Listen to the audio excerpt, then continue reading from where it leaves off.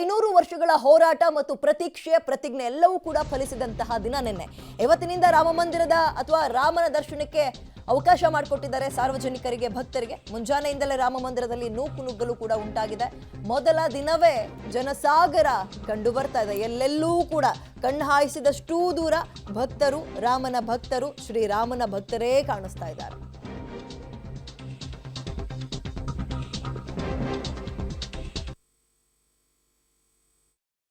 ದರ್ಶನಕ್ಕೆ ನೆರೆದಿರುವಂತಹ ಭಕ್ತ ಸಾಗರವನ್ನ ಗಮನಿಸ್ತಾ ಇದ್ದೀರಿ. ಇವರೆಲ್ಲರೂ ಕೂಡ ಹಲವು ದಿನಗಳಿಂದ, ಅಟ್ಲೀಸ್ಟ್ ಒಂದು 2-3 ದಿನದಿಂದ ಅಂತೂ ಕಾಯ್ತಾ ಇರ್ತಾರೆ. ಇವತ್ತಿನ ದಿನ ಉದ್ಘಾಟನೆ ಆಗುತ್ತೆ, ನಾಳೆಯಿಂದ ನಮಗೆ ಅವಕಾಶವನ್ನ ಮಾಡಿಕೊಡ್ತಾರೆ ದರ್ಶನಕ್ಕೆ ಅಂತ. ನೋಡಿ, ಅಲ್ಲಿ ಎಲ್ಲೆಲ್ಲೂ ಕೂಡ ಕೇಸರಿ ಬಾವುಟಗಳನ್ನ ಇಟ್ಕೊಂಡು, ಅಂದ್ರೆ ಕೇಸರಿ ಬಾವುಟಗಳು ಕೂಡ ರಾರಾಜಿಸ್ತಾ ಇದೆ. ಅದರ ನಡುವೆಯೂ ನೂಕು ನುಗ್ಗಲು, ಇದೀಗ ಒಂದು ಕಲ್ಲು ಹಾಕಿ ಅಲ್ಲಿ ಬಿಸಾಡಿದ್ರು ಕೂಡ ಕೆಳಗೆ ಬೀಳಲ್ಲ, ಅಷ್ಟರ ಮಟ್ಟಿಗೆ ಜನಸಂಖ್ಯೆಯಲ್ಲಿ ಅಥವಾ ಭಕ್ತರ ಸಂಖ್ಯೆ ನೆರೆದಿದೆ ಅಂತೆಲ್ಲ ಹೇಳ್ಬೋದು. ಎಲ್ಲವೂ ಯಾಕಪ್ಪ ಅಂದ್ರೆ ರಾಮನನ್ನ ಕಣ್ ತುಂಬಿಕೊಳ್ಳೋಕೆ, ಶ್ರೀರಾಮನಿಗೆ ಕೈ ಮುಗಿಯೋಕೆ ರಾಮನ ಮಂದಿರಕ್ಕೆ ಅಥವಾ ಅಯೋಧ್ಯೆಗೆ ಬಂದಿದ್ದಾರೆ ಎಲ್ಲರೂ ಕೂಡ. ಇದು ಸದ್ಯ ಅಲ್ಲಿರುವಂತಹ ಕೌಂಟ್ಲೆಸ್ ಕ್ರೌಡ್ ಅಂತ ಹೇಳ್ಬೋದು. ಮುಂಜಾನೆಯಿಂದಲೂ ಕೂಡ ಬೆಳಗ್ಗಿನ ಜಾವ 2 ಗಂಟೆ 3 ಗಂಟೆಯಿಂದಲೂ ಕ್ಯೂ ನಿಂತು ಸರತಿ ಸಾಲಿನಲ್ಲಿ ಭಕ್ತರು ರಾಮನ ದರ್ಶನಕ್ಕೋಸ್ಕರ ಕಾಯ್ತಾ ಇದ್ದಾರೆ. ಪುಟಾಣಿ ಮಕ್ಕಳು ಅನ್ನದಂತೆ ಹಿರಿಯರು ಎಲ್ಲರೂ ಕೂಡ ಬಂದಿದ್ದಾರೆ. ನೋಡಿ ಅಲ್ಲಿ, ಅಯ್ಯಪ್ಪ, ಇನ್ನೂ ಅದೇನು ಹಬ್ಬ ಅಂದ್ರೆ ಒಂದು 8-9 ತಿಂಗಳು ಮಗು ಅನ್ಕೊಳ್ಳಿ, ಅಂತಹ ಮಗುವನ್ನು ಕೂಡ ಸ್ವೆಟರ್ ಎಲ್ಲ ಹಾಕಿ ಕೈಗೆ ಮಾಸ್ಕ್, ಒಂದು ಗ್ಲೌಸ್ನೆಲ್ಲ ಕವರ್ ಮಾಡಿಕೊಂಡು ಮಗುನು ರಾಮನನ್ನ ತೋರಿಸ್ಕೊಂಡು ಹೋಗೋಣ ಅಂತ, ಬಾಲರಾಮನನ್ನ, ಅಲ್ಲಿರುವಂಥದ್ದು ಬಾಲರಾಮ ಅಲ್ವಾ, ಆತನನ್ನ ತೋರಿಸ್ಕೊಂಡು ಹೋಗೋಣ, ದರ್ಶನ ಮಾಡಿಸ್ಕೊಂಡು ಹೋಗೋಣ ಮಗುವಿಗೆ ಅಂತ ಕೂಡ ಕರ್ಕೊಂಡ್ಬಂದಿದ್ದಾರೆ. ಪುಟಾಣಿ ಮಕ್ಕಳನ್ನೆಲ್ಲ, ಅವ್ರ ಧೈರ್ಯಕ್ಕೆ ನಿಜಕ್ಕೂ ಮೆಚ್ಚಲೇಬೇಕು. ರಾಮನೇ ಕರೆಸ್ಕೊಂಡ ಅಂತ ಪುಟಾಣಿ ಮಕ್ಕಳನ್ನೆಲ್ಲ ನೋಡಿ ಅಲ್ಲಿ ಹೆಗ್ಲ ಮೇಲೆ ಹೊತ್ಕೊಂಡು ಅಥವಾ ಕೈಯಲ್ಲಿ ಎತ್ಕೊಂಡು ಮಗುವಿಗೆ ದರ್ಶನವನ್ನ ಮಾಡಿಸೋಕೆ ತಂದೆ ತಾಯಿಗಳು ಒಂದು ಪ್ರಯತ್ನ ಪಡ್ತಾ ಇದ್ದಾರೆ. ಜೊತೆಗೆ ಅವರು ಕೂಡ ಕಣ್ ತುಂಬಿಕೊಂಡಂಗೆ ಆಗುತ್ತೆ ಅಂತ. ಇದೇನು 1-2 ವರ್ಷದ ಹೋರಾಟವೇ, ಅದೆಷ್ಟೋ ತ್ಯಾಗ ಬಲಿದಾನಗಳಾಯಿತು, 500 ವರ್ಷಗಳ ಹೋರಾಟ ಕೊನೆಗೂ ಕೂಡ ನನಸಾಯ್ತಲ್ಲ ಅನ್ನುವಂತಹ ಜೋಶ್ ಕೆಲವು ಕಡೆ ನೂಕು ನುಗ್ಗಲು ಕೂಡ ಇದೆ. ಅದರ ನಡುವಲ್ಲಿಯೂ ರಾಮನ ಭಕ್ತರು ರಾಮನನ್ನ ಕಣ್ ತುಂಬಿಕೊಳ್ಳೋಕೆ ತುದಿಗಾಲಲ್ಲಿ ನಿಂತು ಕಾಯ್ತಾ ಇದ್ದಾರೆ. ಪೊಲೀಸರಿಗೆ ನಿಜಕ್ಕೂ ಹ್ಯಾಟ್ಸ್ ಆಫ್ ಹೇಳಲೇಬೇಕು, ಇಂಥ ಕ್ರೌಡ್ನ ಕಂಟ್ರೋಲ್ ಮಾಡ್ತಾ ಇರುವಂತಹ ವಿಚಾರದಲ್ಲಿ. ಮತ್ತೆ ಹೆಚ್ಚುವರಿ ಪೊಲೀಸರನ್ನ ಕೂಡ ನಿಯೋಜನೆ ಮಾಡಿದಾರಂತೆ. ಇನ್ನೊಂದು ಬಹಳ ಪ್ರಮುಖವಾಗಿ ಗಮನಿಸಬೇಕು, ಅದನ್ನೇ ಹೇಳಿದ್ದು, ಅದೇನು ದೈವೇಚ್ಛೆನೋ ಅಥವಾ ಕಾಕತಾಳಿಯನೋ ಗೊತ್ತಿಲ್ಲ, ಇಲ್ಲಿ ತನಕ 12-1 ಗಂಟೆ ಮಧ್ಯಾಹ್ನ ಆದರೂ ಕೂಡ ಸೂರ್ಯನೇ ಕಾಣಿಸ್ತಾ ಇರಲಿಲ್ಲ. ಆ ಭಾಗದಲ್ಲಿ ಪೂರ್ತಿ ಮಂಜು ಕವಿತಾ ಇತ್ತು. ಆದರೆ ಸೂರ್ಯ ವಂಶಸ್ಥ ಅಲ್ವಾ ರಾಮ, ಎಷ್ಟೇ ಆದರೂ ಕೂಡ ನಾವು ಒಂದ್ಸಲ ಪ್ರಾಣ ಪ್ರತಿಷ್ಠಾಪನೆ ಆಗಿರೋ ರಾಮನನ್ನ ನೋಡ್ಕೊಂಡು ಹೋಗೋಣ ಅನ್ನೋ ರೀತಿಯಲ್ಲಿ ಭಾಸವಾಗ್ತದೆ. ಇವತ್ತು ಸೂರ್ಯ ಕಂಗೊಳಿಸ್ತಾ ಇರುವಂಥದ್ದು, ಕೆಂಪಾಗಿ ಕಾಣ್ತಾ ಇದ್ದಾನೆ ಸೂರ್ಯ. ಅದರ ನಡುವೆ ರಾಮನ ಭಕ್ತರೆಲ್ಲರೂ ಕೂಡ ರಾಮನನ್ನ ನೋಡೋದಕ್ಕೆ ಕಾತರರಾಗಿ ಕಾಯ್ತಾ ಇರುವಂತಹ ಚಿತ್ರಣ. ಆ ಕ್ರೌಡ್ ನೋಡಿ ನಮಗೆ ಇಲ್ಲೇ ಸುಸ್ತಾಗುತ್ತೆ, ಯಪ್ಪ ಹೆಂಗೆ ಯಾವಾಗ ಭಕ್ತರು ದರ್ಶನವನ್ನ ಪಡ್ಕೊಳ್ತಾರೆ ಅಂತ. ಬಟ್ ಅಲ್ಲಿರುವಂಥವ್ರಿಗೆ ಒಂದು ಗುಲ್ಗಂಜಿ ಕಾಳಿನಷ್ಟೂ ಕೂಡ ಅಯ್ಯೋ ಇಷ್ಟೊತ್ತು ಕಾಯ್ಬೇಕಲ್ಲ ಅನ್ನುವಂತಹ ಇದೇ ಇಲ್ಲ ಬಿಡಿ. ಎಷ್ಟೊತ್ತಾದ್ರೂ ಪರವಾಗಿಲ್ಲ ಕಾಯೋಣ, ಅಯ್ಯೋ ಅಂತ ರಾಮನೇ ತನ್ನ ಮಂದಿರಕ್ಕೋಸ್ಕರ 500 ವರ್ಷಕ್ಕಾದ, ನಾವೇನು ಇಷ್ಟೊತ್ತು ಕಾಯೋದ್ರಲ್ಲಿ, ಒಂದಿನ ಅಥವಾ ನಾಳೆನೇ ದರ್ಶನ ಮಾಡಿದ್ರು ಆಯ್ತು ಬಿಡು ಅನ್ನುವಂತಹ ಒಂದು ಜೋಶ್ ಆ ಜನರಲ್ಲಿ ಕಾಣಿಸ್ತಾ ಇದೆ. ನಿಜಕ್ಕೂ ಬಹಳ ಸಂತಸ ಮೂಡ್ತಾ ಇದೆ. ಆದರೆ ಈಗ ಆಲ್ರೆಡಿ ಅಯೋಧ್ಯೆ ಪುಣ್ಯಕ್ಷೇತ್ರ ಆಗೋಗಿದೆ, ಯಾವಾಗಿನಿಂದಲೂ ಪುಣ್ಯಕ್ಷೇತ್ರವೇ. ಬಟ್ ಈಗ ಆ ಪುಣ್ಯಕ್ಷೇತ್ರಕ್ಕೆ ಭಕ್ತ ಸಾಗರ ಅನ್ನುವಂಥದ್ದು ಹರಿದು ಬರ್ತಾ ಇದೆಯಲ್ಲ, ಇದು ಒಂದು ರೀತಿ ಲೆಕ್ಕವನ್ನೇ ಹಾಕೋಕ್ಕಾಗದಂತಹ ರೀತಿಯಲ್ಲಿ ಜನ ಜಮಾಯಿಸಿದ್ದಾರೆ, ಭಕ್ತರು ಜಮಾಯಿಸಿದ್ದಾರೆ. ಬಹುಶಃ ಸಾರ್ವಜನಿಕರು ಅಥವಾ ಜನ ಅಂದ್ರೆ ಈ ಸಂದರ್ಭದಲ್ಲಿ ತಪ್ಪಾಗುತ್ತಾ ಅಂತ, ಯಾಕಂತ ಹೇಳಿದ್ರೆ ಎಲ್ಲರೂ ಕೂಡ ಅಲ್ಲಿ ನೆರೆದಿರುವಂಥವ್ರೆಲ್ಲರೂ ರಾಮನ ಭಕ್ತರು. ನೇರವಾಗಿ ನಿಮ್ಮನ್ನ ಮತ್ತೆ ಅಯೋಧ್ಯೆ ಕರ್ಕೊಂಡು ಹೋಗ್ತೀನಿ. ನಮ್ಮ ಪ್ರತಿನಿಧಿ ಅರುಣ್ ಅಯೋಧ್ಯೆಯಿಂದಲೇ ಲೈವಿಗೆ ಜಾಯ್ನ್ ಆಗ್ತಿದ್ದಾರೆ. ಅರುಣ್, ಎಲ್ಲೆಲ್ಲೂ ಭಕ್ತರು ಕಣ್ಣು ಹಾಯಿಸಿದಷ್ಟು ಸಾಗರದ ರೀತಿಯಲ್ಲಿ ಜಮಾಯಿಸಿದ್ದಾರೆ. ಹೆಂಗ ಸಾಧ್ಯ ಆಗುತ್ತೆ ಇಷ್ಟೊಂದು ಜನಕ್ಕೆ ದರ್ಶನ ಅಂತ? ಕ್ರೌಡ್ ಬಗ್ಗೆ ಏನ್ ಹೇಳ್ತೀನಿ ಅರುಣ್? ವಿದ್ಯಾ, ಡೆಫಿನೆಟ್ಲಿ ಈ ಎಲ್ಲಾ ಜನರಿಗೂ ಕೂಡ ದರ್ಶನ ಆಗುತ್ತೆ. ಆ ರೀತಿಯಾದಂಥ ವ್ಯವಸ್ಥೆಯನ್ನ ಈಗ ಭದ್ರತಾ ಸಿಬ್ಬಂದಿಗಳು ತಂಡವಾಗಿ ಕಳುಹಿಸುವಂತ ವ್ಯವಸ್ಥೆಯನ್ನ ಮಾಡಿ ಕಳಿಸ್ತಾ ಇದ್ದಾರೆ. ಆರಂಭದಲ್ಲಿ ಬೆಳಗ್ಗೆ ರಾತ್ರಿಯಿಂದಲೇ ಬಂದು ಅಲ್ಲಿ ಜನ ಬಂದು ಸೇರ್ಕೊಂಡಂತ ಸಂದರ್ಭದಲ್ಲಿ ಏನ್ ಮಾಡಬೇಕು ಅಂತ ತಿಳಿತಾ ಇರಲಿಲ್ಲ, ಅದೊಂದು ಪ್ರಮಾಣ ಆಗಿತ್ತು. ಬೆಳಗಿನ ಜಾವದಲ್ಲಿ ಇನ್ನೂ ಹೆಚ್ಚಿನ ಭಕ್ತರೆಲ್ಲ ಬರಕ್ ಶುರು ಮಾಡಿದ್ರು. ಹೇಗ್ ಮಾಡಬೇಕು, ಯಾವ ರೀತಿ ಮಾಡಬೇಕು ಅಂತ ಗೊತ್ತಾಗ್ಲಿಲ್ಲ. ಆದ್ರೆ ಸರಿಸುಮಾರು 7:30-8 ಗಂಟೆ ಅಷ್ಟೊತ್ತಿಗೆ ಒಂದು ಪ್ಲಾನಿಗೆ ಬರ್ತಾರೆ. ತಂಡಗಳನ್ನ ಮಾಡಿ ಒಳಗಡೆಗೆ ಬಿಡುವಂತ ಕೆಲಸ ಮಾಡ್ತಾರೆ. ಮಹಿಳೆಯರಿಗೆ ಸಪರೇಟ್ ಆಗಿ, ಪುರುಷರಿಗೆ ಸಪರೇಟ್ ಆಗಿ ಕಳಿಸುವಂತ ಕೆಲಸವನ್ನ ಮಾಡ್ತಾರೆ. ಬಟ್ ಇನ್ನೊಂದು ಮುಖ್ಯವಾಗಿ ಈ ಜನರಿಗೆ ದರ್ಶನವೇನೋ ಆಗುತ್ತೆ, ಬಟ್ ಅಯೋಧ್ಯೆಗೆ ಬರುವಂತವರಿಗೆ ಉಳಿದುಕೊಳ್ಳೋಕೆ, ಜೊತೆಗೆ ಅವರ ಊಟದ ವ್ಯವಸ್ಥೆ, ಇವೆಲ್ಲವೂ ಕೂಡ ಬಹಳ ಮುಖ್ಯವಾಗಿರುತ್ತೆ. ನಮ್ಮ ಜೊತೆಗೆ ಆರ್ ಶೇಷಾದ್ರಿ ಅಂತ ಇದ್ದಾರೆ, ಕನ್ನಡದವರೇ, ನಮ್ಮ ಚಿಂತಾಮಣಿಯವರು ಇಲ್ಲೇ ಇದ್ದಾರೆ ಸುಮಾರು ವರ್ಷಗಳಿಂದ.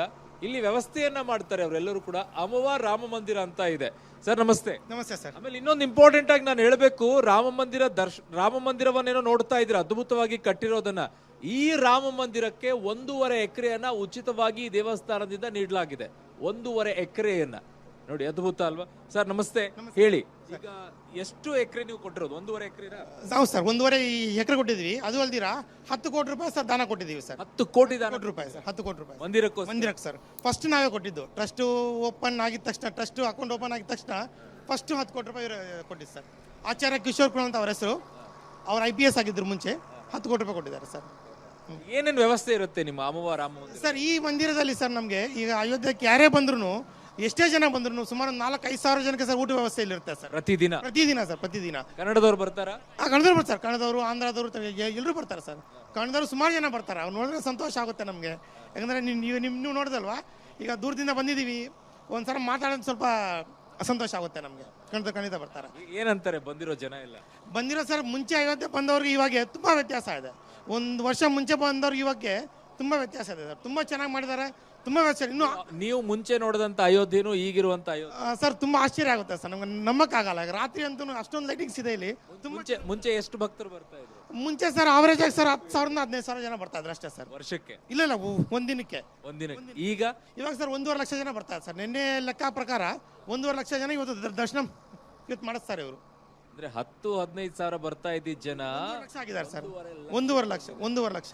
ಈಗ ಸರ್ ಅಯೋಧ್ಯೆ ಫುಲ್ ನೋಡಿದ್ರು ತುಂಬಾ ಸಂತೋಷ ಆಗುತ್ತೆ. ಎಷ್ಟೊಂದು ಡೆವಲಪ್ ಮಾಡಿದಾರೆ ಅಂದ್ರೆ ಅದನ್ನ ಮಾತು ಹೇಳಕ್ ಆಗ್ತಾರ. ನೀವು ಇಲ್ಲಿ ಇದ್ದಾಗ, ನೀವು ಫಸ್ಟ್ ಬಂದಾಗ ಅನ್ಕೊಂಡಿದ್ರೆ ಇದು ಬದಲಾವಣೆ ಆಗುತ್ತೆ ಅಂತ ಹೇಳಿ?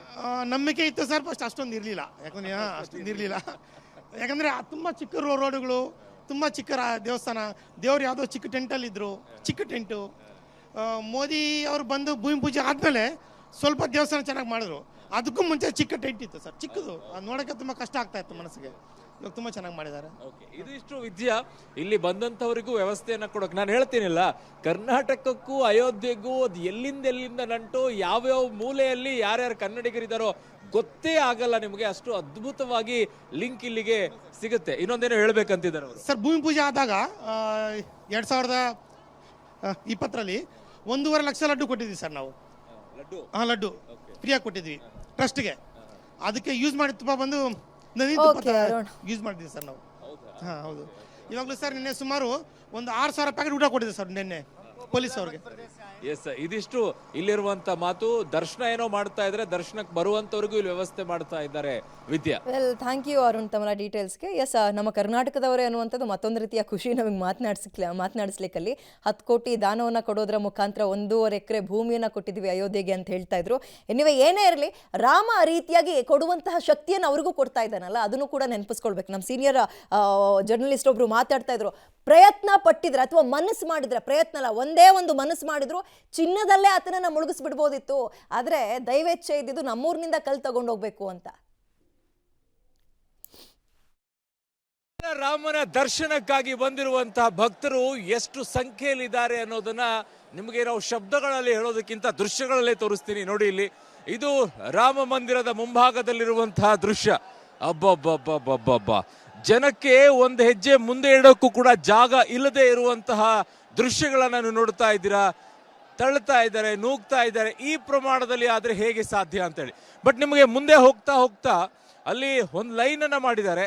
ಆ ಲೈನ್ ಮೂಲಕವಾಗಿ ಅಲ್ಲಿ ಚೆಕಿಂಗ್ ಅನ್ನ ಮಾಡಿ, ಸೆಕ್ಯೂರಿಟಿ ಚೆಕಿಂಗ್ ಆಗ್ಲೇಬೇಕಲ್ವಾ. ಸೊ ಹಾಗಾಗಿ ಆ ಸೆಕ್ಯೂರಿಟಿ ಚೆಕಿಂಗ್ ಅನ್ನ ಮಾಡಿ, ಮೊಬೈಲ್ಗಳಿಗೆ ಇಲ್ಲಿ ಅಲವನ್ನ ಮಾಡಿಲ್ಲ. ಮೊಬೈಲ್ಗಳನ್ನ ಇಟ್ಟು ಬರಬೇಕು. ಯಾರಾದರೂ ತಪ್ಪಿ ಮೊಬೈಲ್ ಅಲ್ಲಿವರೆಗೂ ತಂದ್ರೆ ಇಷ್ಟೆಲ್ಲ ಕ್ಯೂ ದಾಟ್ಕೊಂಡು ಅಲ್ಲಿಗೆ ಬಂದ್ಮೇಲೆ ವಾಪಸ್ ಅವ್ರನ್ನ ಕಳಿಸ್ತಾ ಇದ್ದಾರೆ. ಸೊ ಮೊದಲೇ ತಿಳ್ಕೊಳ್ಬೇಕು, ಮೊಬೈಲ್ ಅಲೋ ಇಲ್ಲ. ಈ ರೀತಿಯಾಗಿ ಬಂದು ವಾಪಸ್ ಹೋಗಿರೋರು ತುಂಬಾ ಜನ ಇದ್ದಾರೆ. ನೀವು ಈ ಕ್ರೌಡ್ ಅನ್ನ ನೋಡ್ತಾ ಇದ್ರೆ, ಈ ದೃಶ್ಯವನ್ನ ನೋಡಿ ಒಂದ್ಸಲ, ಯಾವ ರೀತಿಯಲ್ಲಿ ಜನ ಸೇರ್ಕೊಂಡಿದ್ದಾರೆ ಅಂತೇಳಿ. ನಿಮಗಿದಿಷ್ಟೇ ಅಲ್ಲ, ಇಲ್ಲೂ ನೋಡಿ ಈ ಕಡೆಗೆ ಈಗ ಹಾಗೆ ಬರ್ತಾ ಇದ್ದಂಗೆ ನಿಮಗೆ ಪೂರ್ಣ ಪ್ರಮಾಣದಲ್ಲಿ ಅಲ್ಲಿ ದೃಶ್ಯಗಳು ಕಾಣಿಸ್ತಾ ಇದೆ. ಶ್ರೀರಾಮ್, ಈ ದೃಶ್ಯಗಳು ನೋಡಿ ಅಲ್ಲಿ ಈ ರೀತಿಯಾಗಿ ಹೆಚ್ಚಿನ ಸಂಖ್ಯೆಯಲ್ಲಿದೆ. ನಿಮಗೆ ಇನ್ನೂ ತೋರಿಸ್ತೀನಿ. ನಿಮಗೆ ಪೂರ್ಣ ಪ್ರಮಾಣದಲ್ಲಿ ಇದೆಲ್ಲವೂ ಕೂಡ ಮಂದಿರಕ್ಕೆ ಬರುವಂತಹ ಮಾರ್ಗ. ಎಲ್ಲಿಯವರೆಗೆ ಕಣ್ಣಾಯಿಸ್ತಿರೋ ಅಲ್ಲಿಯವರೆಗೂ ಕೂಡ ನಿಮಗೆ ಬರೀ ಜನರು. ಭಕ್ತರು ಭಕ್ತರು ಭಕ್ತರು ಈ ಪ್ರಮಾಣದಲ್ಲಿ ಕಾಣ ಸಿಗ್ತಾ ಇದ್ದಾರೆ. ಸೊ ಮತ್ತೆ ನಿಮಗೆ ಅಗೇನ್ ಈ ದೃಶ್ಯವನ್ನ ತೋರಿಸುವಂತ ಕೆಲಸವನ್ನ ಮಾಡ್ತೀನಿ ನಿಮಗೆ. ಇಲ್ಲಿ ನೋಡಿ, ಇವರೆಲ್ಲ ಜನರು ಕೂಡ ಈಗ ಈ ಟೆಂಟ್ ಏನ್ ಕಾಣ್ತಾ ಇದೆ ನಿಮಗೆ, ನಾನು ನಿನ್ನೆ ರಾತ್ರಿ ನೋಡಿದೆ, ನಾವು ರಾಮನ ದರ್ಶನಕ್ಕೆ ಹೋದಂತ ಸಂದರ್ಭದಲ್ಲಿ ಈ ಟೆಂಟ್ ನಲ್ಲಿ ರಾತ್ರಿ ಬಂದಿರುವಂತವರೆಲ್ಲ ನಾವು ದರ್ಶನ ಮಾಡ್ಲೇಬೇಕು ಅಂತೇಳಿ ಆ ಟೆಂಟ್ ನಲ್ಲೇ ಉಳ್ಕೊಂಡು ಬಿಟ್ಟಿದ್ರು, ಆ ಟೆಂಟ್ ನಲ್ಲೇ ಉಳ್ಕೊಂಡಿದ್ರು. ಈ ಸಂಖ್ಯೆಯಲ್ಲಿ ಬಂದ್ರೆ ಏನ್ ಹೇಳೋಣ ಇವರಿಗೆ, ಈ ಪ್ರಮಾಣದಲ್ಲಿ ಜನ ಬಂದು ಸೇರ್ಕೊಂಡ್ರೆ ಇದು ಕಡಿಮೆ, ಹೋಗ್ತಾ ಹೋಗ್ತಾ ಈ ಸಂಖ್ಯೆ ಇನ್ನೂ ಹೆಚ್ಚಿನ ರೀತಿಯಲ್ಲೇ ಆಗುತ್ತೆ. ಈ ರೀತಿಯಾಗಿ ಜನರ ಭಕ್ತಿ ರಾಮ ಮಂದಿರವನ್ನ ನೋಡೋದಕ್ಕೂ ಕೂಡ ಅಲ್ಲಿ ನೋಡ್ಬೋದು, ಸಣ್ಣ ಮಗುವನ್ನ ಕೂಡ ಕರ್ಕೊಂಡು ಬಂದಿದ್ದಾರೆ. ಆ ಸಣ್ಣ ಮಗುವನ್ನ ಕೂಡ ಎತ್ಕೊಂಡು ಹೋಗ್ತಾ ಇದ್ದಾರೆ. ಏನ್ರಿ ಅಂದ್ರೆ ಬಾಲ ರಾಮನನ್ನ ನೋಡೋಕೆ ತಮ್ಮ ಪುಟಾಣಿ ಮಕ್ಕಳನ್ನ ಕರ್ಕೊಂಡು ಹೋಗಿ, ಇದು ನಮ್ಮ ದೇಶದಲ್ಲಿ ಮಕ್ಕಳಿಗೆ ಹೇಳಿಕೊಡ್ಬೇಕಾಗಿರುವಂತ ರೀತಿ. ಯಾವುದೋ ಹೋಗಿ ಡಾನ್ಸ್ ಮಾಡೋದು, ಯಾವುದೋ ಕ್ಲಬ್ ಅಲ್ಲಿ ಕುಡಿಯೋದು, ಮಕ್ಕಳನ್ನ ಕರ್ಕೊಂಡು ಹೋಗಿ ಅಲ್ಲ, ಮಕ್ಕಳಿಗೆ ಕಲಿಸಿಕೊಡ್ಬೇಕಾಗಿರೋದು ಈ ಭಾರತದ ಸಂಸ್ಕೃತಿಯನ್ನ. ಅದು ಇಲ್ಲಿರುವಂತ ಜನ ತಮ್ಮ ಮಕ್ಕಳನ್ನ ಕರ್ಕೊಂಡು ಬಂದು ಬಾಲರಾಮನನ್ನ ತೋರಿಸುವ ಮೂಲಕವಾಗಿ ರಾಮ ಹೇಗಿದ್ದ ಅನ್ನುವಂಥದ್ದನ್ನ ಹೇಳಿಕೊಡ್ತಾ ಇದ್ದಾರೆ. ಇದು ಅದ್ಭುತ ಅಲ್ವೇನ್ರಿ? ಇದಕ್ಕಿಂತಲೂ ಇನ್ನೇನು ಬೇಕು? ಇದು ಮುಂದಿನ ಪೀಳಿಗೆ, ಇದು ಮುಂದಿನ ರೀತಿಯಾದಂತಹ ಮಕ್ಕಳಿಗೆ ಕಲಿಸಿಕೊಡ್ಬೇಕಾಗಿರುವಂತಹ ರೀತಿ. ಆದ್ರೆ ಈ ರೀತಿಯಾಗಿ ಇನ್ನೂ ಸರ್ಕಾರ ಅವಕಾಶ ಮಾಡಿಕೊಟ್ಟಿರ್ಲಿಲ್ಲ, ಆದ್ರೂ ಕೂಡ ಬಂದಿರೋದ್ರಿಂದ ಈಗ ಅವಕಾಶ ಮಾಡಿಕೊಡ್ತಾ ಇದ್ದಾರೆ ದರ್ಶನಕ್ಕೆ. ಹಾಗಾಗಿ ಇಷ್ಟೊಂದು ನೂಕಾಟ ತಳ್ಳಾಟಗಳು ಆಗ್ತಾ ಇದೆ. ಆದ್ರೆ ಅದ್ಭುತ ಒಂದು ರೀತಿಯಾಗಿ ಈ ಭಕ್ತರನ್ನ ನೋಡ್ತಾ ಇದ್ದಾಗ ಹೇಗಿರುತ್ತೆ ಅನ್ನೋದನ್ನ ನೀವು ಜಸ್ಟ್ ನೋಡ್ಕೊಳ್ಬಹುದು. ಒಂದು ದರ್ಶನವನ್ನ ಮಾಡಬೇಕು ಅಂತಂದ್ರೆ ಯಾವುದೇ ಕಷ್ಟ, ಯಾವುದೇ ರೀತಿಯಲ್ಲಿ ನಮಗೆ ನೂಕಾಟ ಆಗ್ಲಿ ತಳ್ಳಾಟ ಆಗ್ಲಿ, ರಾಮನೇ 500 ವರ್ಷ ಕಾದಿದಾನಂತೆ, ನಾವೊಂದು 2-3 ಗಂಟೆ ಕಾಯಕ್ಕೆ ಏನು ಅನ್ನುವಂತ ಮಾತುಗಳನ್ನ ಜನ ಹೇಳ್ತಾ ಇದ್ದಾರೆ. 1,00,000 ಕೋಟಿ ಟರ್ನ್ ಓವರ್ ಆಗಿದೆ ಅನ್ನುವಂಥದ್ದನ್ನ ಹೇಳ್ತಾ ಇದ್ದಾರೆ. ನಿನ್ನೆ ಒಂದೇ ದಿನಕ್ಕೆ 1,00,000 ಕೋಟಿ ಟರ್ನ್ ಓವರ್ ಮಂದಿರದಿಂದ ಏನಾಯ್ತು ಅನ್ನುವಂತ ಕೇಳುವಂತವ್ರಿಗೆ ಇದು ಬಹುದೊಡ್ಡದಾಗಿರುವಂತಹ ಉತ್ತರ ಸಿಗ್ತಾ ಇರುವಂತ ಮಾಹಿತಿ. 1,00,000 ಕೋಟಿ ಟರ್ನ್ ಓವರ್ ಆಗಿದೆ ಅನ್ನುವಂಥದ್ದನ್ನ. ಸೊ ಈ ಪ್ರಮಾಣದಲ್ಲಿ ಜನ ಸೇರ್ಕೊಂಡಿದ್ದಾರೆ. ಅದಕ್ಕೆ ವ್ಯವಸ್ಥೆಯನ್ನ ಕೂಡ ಇಲ್ಲಿ ಭದ್ರತಾ ಸಿಬ್ಬಂದಿ ಮಾಡ್ಕೊಳ್ತಾ ಇದ್ದಾರೆ. ಎಲ್ಲರೂ ಕೂಡ ಪೊಲೀಸರು ನೋಡಿ ಅಲ್ಲಿ ಪಾಪ ಅವ್ರ ಕೆಲಸವನ್ನ ಅವ್ರು ಮಾಡಬೇಕು, ಪಾಪ ಭಕ್ತರು ಕೂಡ ದರ್ಶನ ಮಾಡಬೇಕು ಅಂತಿದ್ದಾರೆ. ಎಷ್ಟು ಸಾಧ್ಯ ಆಗುತ್ತೋ ಅವರು ಕೂಡ ತಮ್ಮ ಶಕ್ತಿ ಮೀರಿ ಭಕ್ತರಿಗೆ ದರ್ಶನ ಮಾಡಕ್ಕೆ ಅವಕಾಶ ಮಾಡಿಕೊಡ್ತಾ ಇದ್ದಾರೆ. ಪಾಪ ಒಂದು ಹ್ಯಾಟ್ಸ್ ಆಫ್ ಅನ್ನ ಈ ಪೊಲೀಸರಿಗಂತೂ ಹೇಳಬೇಕು, ಭದ್ರತಾ ಸಿಬ್ಬಂದಿಗಂತೂ ಹೇಳಲೇಬೇಕು. ಕಾರಣ ಅವರ ತಾಳ್ಮೆಯನ್ನ ನಿಮಗೆ ಮೀರಿಸೋಕ್ ಸಾಧ್ಯನೇ ಇಲ್ಲ. ಅಷ್ಟೊಂದು ತಾಳ್ಮೆಯುತವಾಗಿ ಭಕ್ತರಿಗೆ ದರ್ಶನ ಮಾಡಿಸುವಂತಹ ವ್ಯವಸ್ಥೆಯನ್ನ ಮಾಡ್ತಾ ಇದ್ದಾರೆ. ಇದು ಅದ್ಭುತವಾಗಿರುವಂತಹ ದೃಶ್ಯ. ಸೊ ಸರಿಸುಮಾರು ಈಗ 8 ರಿಂದ 9 ಡಿಗ್ರಿ ಸೆಲ್ಸಿಯಸ್ ಇದೆ. ನಿಮಗೆ ಯಾವ ದೃಶ್ಯಗಳು ಕೂಡ ಸುತ್ತಲೂ ಕಾಣಿಸ್ತಾ ಇಲ್ಲ. ಆಮೇಲೆ ಸೂರ್ಯನ ದರ್ಶನವನ್ನ ನೋಡಬಹುದು. ಸೂರ್ಯ ವಂಶಸ್ಥ ರಾಮನನ್ನ ಸ್ಪರ್ಶ ಮಾಡಕ್ಕೆ ಇವತ್ತು ಸೂರ್ಯನು ಕೂಡ ಬಂದ. ಈ 8-9 ಡಿಗ್ರಿ ಸೆಲ್ಸಿಯಸ್ ಅಲ್ಲಿ ನಿಮಗೆ ಸೂರ್ಯನ ದರ್ಶನ ಸಿಗೋದು ಅತ್ಯಂತ ವಿರಳ, ಕಾಣೋದೇ ಇಲ್ಲ ಸೂರ್ಯ. ಸಂಜೆವರೆಗಾದ್ರೂ ಕೂಡ ಸೂರ್ಯ ಕಾಣಿಸೋದಿಲ್ಲ. ಆದ್ರೆ ಇವತ್ತು ಮಾತ್ರ ಅದ್ಭುತವಾಗಿ ಸೂರ್ಯನ ಸ್ಪರ್ಶ ರಾಮನಿಗೆ ಆಗಿದೆ. ಅದು ಪೂರ್ವ ದಿಕ್ಕಿನಲ್ಲೇ ಇರುವಂತಹ ಮಂದಿರ, ಸ್ಪರ್ಶ ತುಂಬಾ ಚೆನ್ನಾಗಾಗಿದೆ. ಸೊ ಕ್ಯಾಮ್ರಾ ಪರ್ಸನ್ ಸುಬ್ರೀತ್ ಜೊತೆಗೆ ಅರುಣ್ ಬಡಿಗೇರ್, ಪಬ್ಲಿಕ್ ಟಿವಿ, ಅಯೋಧ್ಯ.